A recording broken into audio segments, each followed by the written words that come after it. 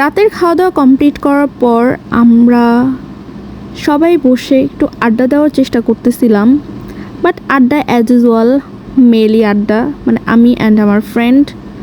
দেন আমরা ছাদে সবাই মিলে, যেহেতু উইন্টার টাইম ছিল, তাই একটা ছোটোখাটো আগুন ধরানোর ট্রাই করেছি, অ্যান্ড অবশ্যই এটা সেফভাবে। তো পরের দিন সকালে আমরা সবাই খেজুরের রস খেতে বের হয়ে যাই। বলছিলাম না আমাদের আসলে দলে অনেক মানুষ ছিল, আমি কালকে তেমন একটা শ্যুট নিতে পারিনি, এর জন্য আপনাদের দেখাতেও পারিনি।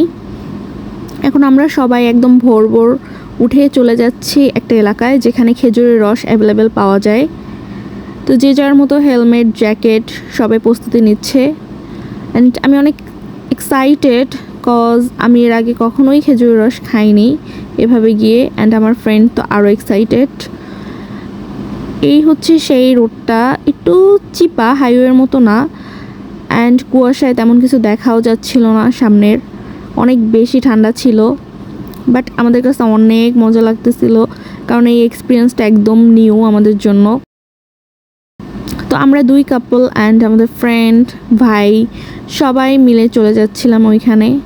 এই যে ওয়েট করতেছিলাম কারণ আরও কয়েকজন মানুষ আসবে আমাদের সাথে জয়েন করতে।